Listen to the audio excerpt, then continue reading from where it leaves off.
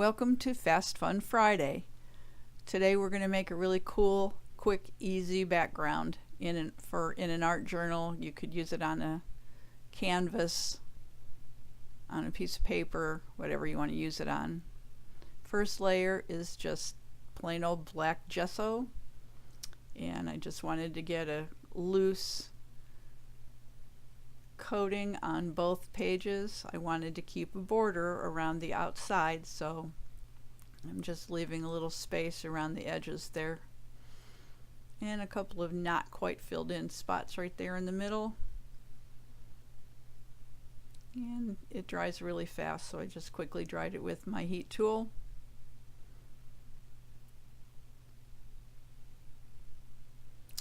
And then I'm grabbing some golden fluid acrylic in green gold, and I'm going to put a layer across both pages, completely cover the pages with the green gold. Looking back, I'm wishing I would have either used a heavier layer of the fluid acrylic or used a regular heavier bodied acrylic paint, and I'll tell you why in just a minute.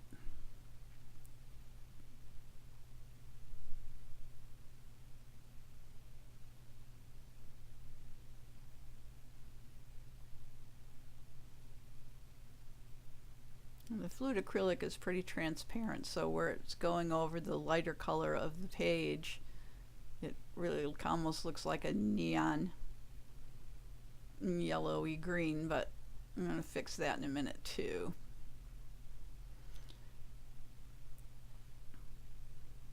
So I need at this point to work while this layer of paint is still wet. So I'm using isopropyl alcohol in a dropper bottle, and I'm going to just drop some drips of alcohol into the wet paint. And this is why I say I would have rather had a heavier layer or a heavier body paint, because I would have gotten better like crater type drips in the paint. You can see where the alcohol is pushing the paint away a little bit, but not as much as I would have liked. And then I just added some alcohol to my brush, and I'm trying to get some little spatters, tiny craters, which I didn't get much. And then I thought, well, maybe I'll just drag my brush through the alcohol and see if I can get some brush marks opening up in the paint. But by that time paint was pretty dry, so it didn't really work that well, which is fine. In the end, it didn't matter. And I'm just going to do exactly the same thing on the opposite page. First the paint, then the alcohol.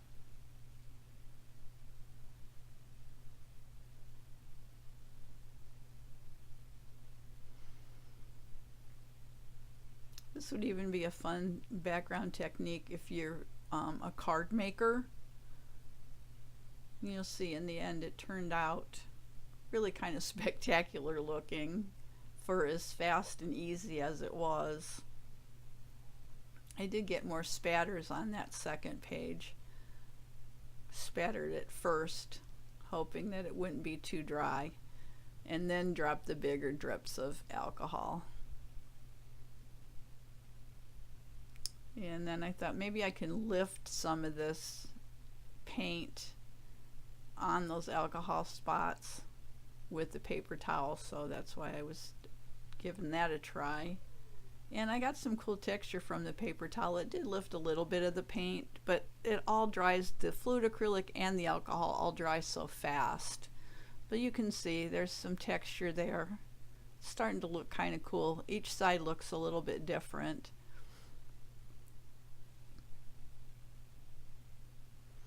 And off camera, but I grabbed the phthalo turquoise fluid acrylic, and I'm just going to go around those too bright edges and tone them down a little bit and give them a different color green.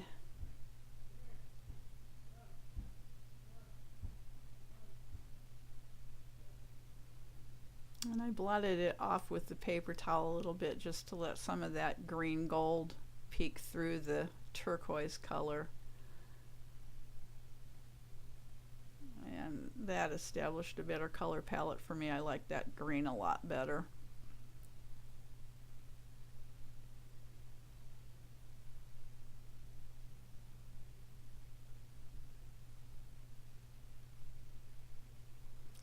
What I didn't like was the shininess, and you can't really tell too much on camera, but that fluid acrylic it dries kind of shiny. It was shinier than what I wanted it to be.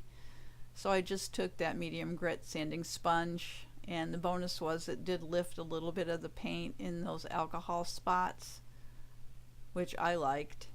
And I used a really light pressure to sand it, and then I just wipe the dust off so that it wouldn't get in the rest of the paint. And then drip this green gold all over the place, which kind of looks cool all by itself, but it would have taken too long to dry and wasn't really what I was going for. And then this is just a piece of a normal plastic shopping bag that I opened up, and I'm just gonna squish it into the paint and wrinkle up the bag and create some texture in that green gold that I dripped on.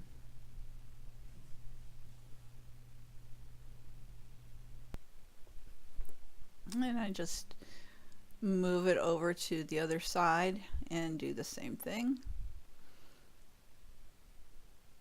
And there's a lot of paint on the back of that piece of plastic bag, so you can just move it around and add some of that paint in areas where you need it until you get it to the point that you like it. And then I just dried it off.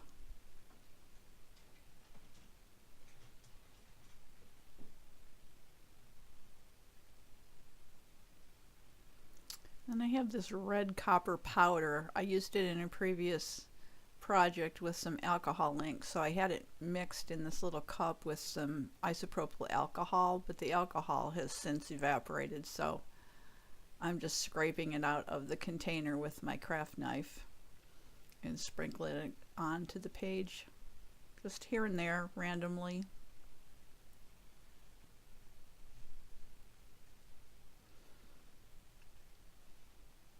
Would have worked well too if it had been in like a shaker top bottle, but in the end I'm glad it wasn't. I liked the way it turned out.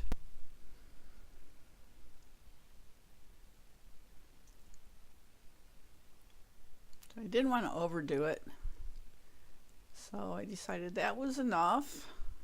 Wasn't sure how I was going to get it to stay on the page, so I thought, well, I'll bring this bag back. It's got a lot of the paint still on it, so I just decided to press the paint over top of the copper powder, and that worked really well.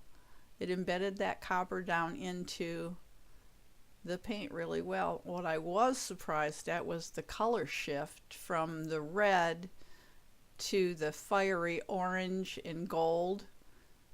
That was just a total bonus. I really loved the fact that it changed color like that.